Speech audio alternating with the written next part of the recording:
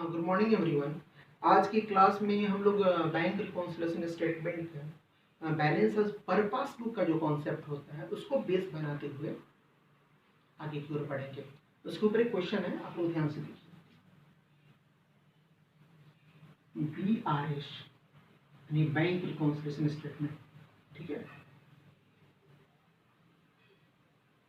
Prepare BRS bank reconciliation statement as on 30th June 2021, ठीक है। यहां पे है आपका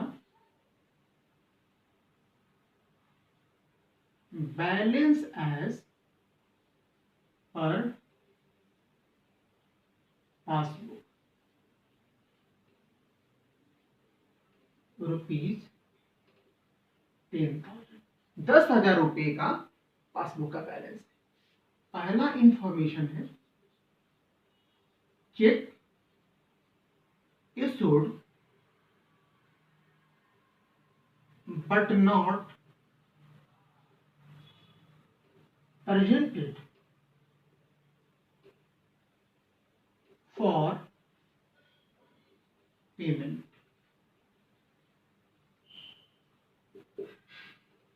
₹1,000, ठीक है। सेकेंड है बैंक चार्ज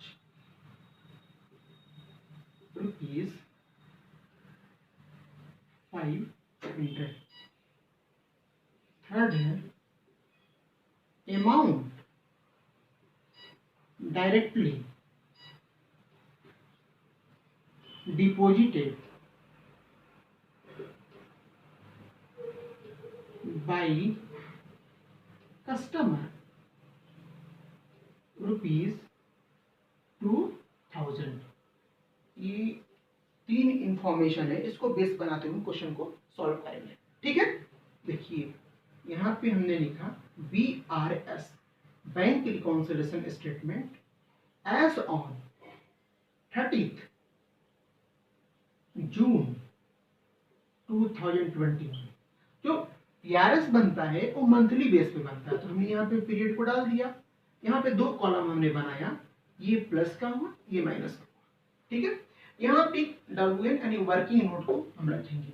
देखिए ये हुआ कैश बुक, कैश बुक का बैंक कॉलम, ये ध्यान रखना होगा।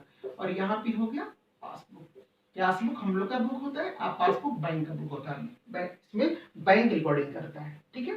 पहला इंफॉर्मेशन है cheque issued but not presented for payment. Cheque हमने इशू किया, ठीक है ना। तो हम जब चेक इशू करेंगे तो हम कैश बुक के बैंक कॉलम को क्या करेंगे, हटा देंगे। लेकिन कस्टमर या क्लाइंट जिसको हमने पेमेंट किया तो बैंक में प्रेजेंट नहीं हुआ, तो बैंक क्या करेगा, वहां पर हमको IUT रखेगा, इंक्रीज करके रखेगा। बैलेंस क्या है भाई, बैलेंस एज पर पासबुक है, तो पहले तो हमको यहाँ पे लिखना था क्या, बैलेंस एज पर पासबुक क्या था जी, 10,000 रुपए का, ध्यान रखना होगा। तो यहाँ पर सबसे पहले क्या करेंगे हम लोग, बैलेंस एज पर पासबुक यहाँ करेंगे। ये पासबुक का क्या है, पॉजिटिव बैलेंस है, इसलिए 10,000 रुपए यहाँ करके लिखा है। क्लियर है। इशू वाला तो समझ गए कि हमने इशू किया, हमने कैश बुक के बैंक कॉलम को घटा दिया, और लेकिन बैंक में वो प्रेजेंट नहीं हुआ, तो वहां पर तो बढ़ा हुआ है। तो बैलेंस ऑफ पर पासबुक है, इसके लिए क्या करना पड़ेगा, पासबुक को कैश बुक के पास आना पड़ेगा। तो कैश बुक क्या आना पड़ेगा, तो कैश क्या हो रहा है, घट रहा है। यहाँ पे क्या करेंगे, check issued but not presented for payment, ठीक है। कितना है, 1,000 रुपीज का है, ये लेस हो रहा था तो 1,000 रुपीज माइनस में दिखा देंगे।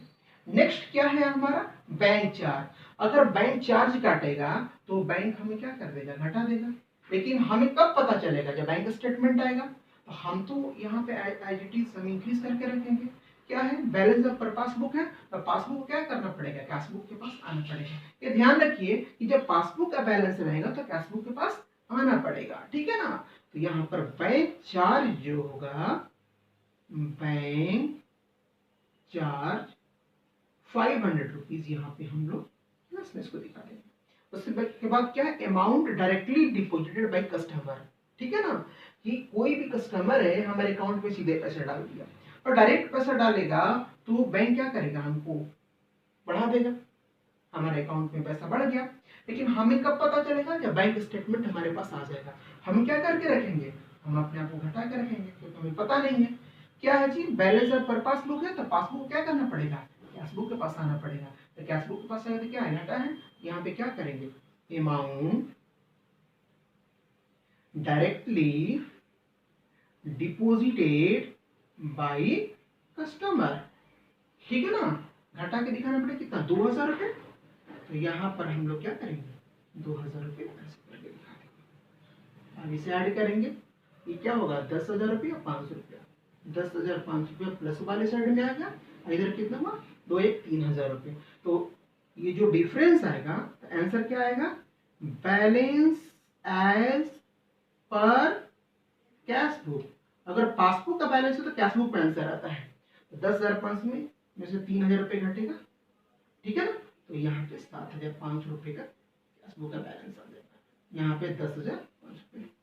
ये ध्यान रखिएगा, पासबुक का बैलेंस है तो पासबुक को कैश बुक के पास आना पड़ेगा, और कैश में जो होगा, कैश अगर घटेगा तो माइनस कर देंगे, कैश अगर बढ़ेगा तो प्लस कर देंगे। क्लियर है, ये ध्यान में रखिएगा लोग।